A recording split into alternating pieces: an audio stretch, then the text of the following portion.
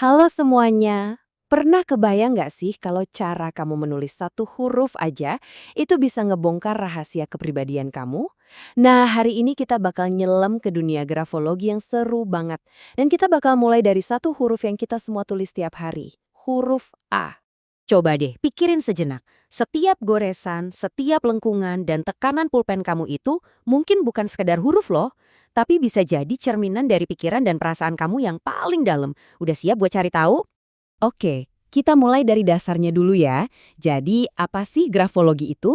Simpelnya, ini adalah analisis tulisan tangan buat nebak-nebak ciri kepribadian.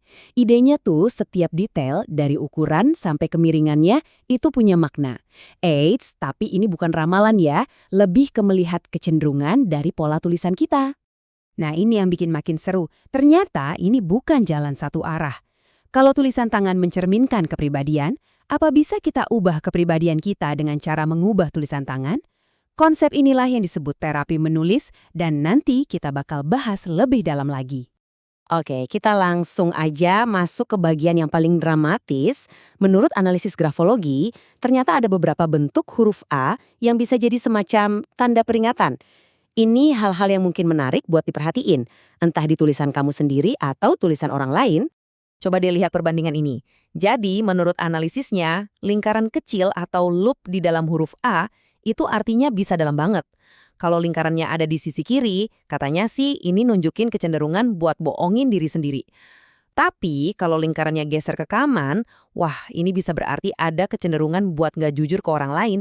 Beda dikit doang, tapi maknanya jauh banget kan? Dan bukan cuma itu loh, masih ada lagi nih contoh lainnya. Huruf A yang kebuka di bawah itu katanya bisa nunjukin orang yang kurang bisa dipercaya. Kalau ada lingkaran di kedua sisinya, wah, itu dianggap tanda yang paling perlu diwaspadai. Terus, palang yang tajam kayak pedang itu bisa menandakan sifat emosional, sementara goresan yang acak-acakan bisa nunjukin rasa cemas. Oke, cukup yang tegang-tegangnya. Sekarang kita pindah ke sesuatu yang lebih netral dan mungkin lebih gampang kita kenali di diri kita sehari-hari. Gimana caranya huruf A bisa ngebongkar gaya komunikasi kita? Nah, di sini perbedaannya jelas banget. Huruf A yang ketutup rapat kayak yang kamu lihat di kiri, itu katanya identik sama sifat pendiam atau yang suka nahan diri. Sebaliknya, kalau bagian atas huruf A kamu kebuka kayak yang di kanan, itu justru nunjukin kalau kamu orangnya suka ngobrol dan seneng berbagi cerita. Nah, ini nih poin kuncinya. Bukan cuma soal kebuka atau ketutup, tapi juga seberapa lebar kebukaannya. Katanya makin lebar bukaan di atas huruf A, makin besar juga kecenderungan seseorang buat ngomong, bahkan mungkin sampai keceplosan rahasia. Jadi kebuka dikit mungkin artinya ramah, tapi kalau kebuka lebar banget, bisa jadi artinya terlalu banyak berbagi. Sekarang kita lihat sisi positifnya yuk. Tulisan tangan itu kan bukan cuma soal kekurangan, tapi juga bisa nunjukin kekuatan dan bakat-bakat kita yang terpendam. Kalau huruf A kamu bentuknya agak kotak, wah ini bisa jadi pertanda bagus nih.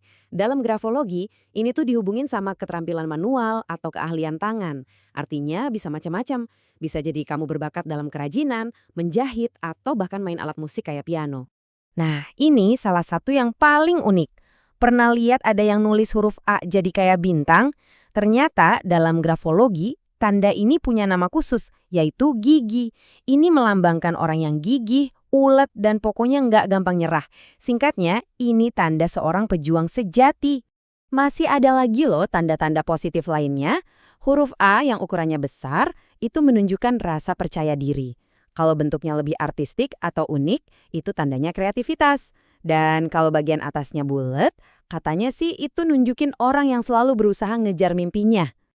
Jadi, setelah tahu semua ini, terus kita bisa ngapain? Nah, disinilah konsep terapi menulis tadi jadi relevan lagi. Intinya adalah kita secara sadar mencoba mengadopsi bentuk-bentuk huruf yang lebih positif. Terus, bentuk mana nih yang bagus buat dilatih? Ada 3 yang direkomendasikan. Pertama, A yang seimbang, yang simpel dan rapi. Kedua, A bentuk bintang, buat melatih kegigihan. Dan yang ketiga, A dengan puncak bulat, biar kita makin semangat ngejar mimpi. Sambil latihan nulis bentuk yang bagus, penting juga buat ngehindarin bentuk-bentuk yang kurang direkomendasikan. Contohnya, goresan akhir yang kepanjangan ke kanan itu bisa nunjukin sifat egosentris, atau goresan yang turun di bawah garis bisa nandain materialisme. Jadi, butuh berapa lama biar ada hasilnya? Kuncinya itu satu, konsisten. Disarankan buat latihan nulis bentuk huruf baru ini setidaknya selama 30 hari. Tujuannya, biar perubahan itu mulai nempel baik di tulisan tangan kita maupun di alam bawah sadar kita. Nah, ini semua menyisakan satu pertanyaan buat kita. Lain kali kamu ngambil pulpen buat nulis atau tanda tangan, mungkin kamu bakal berhenti sebentar dan ngelihat tulisanmu lebih dekat. Kira-kira, apa sih yang sebenarnya dikatakan tulisan tanganmu tentang dirimu?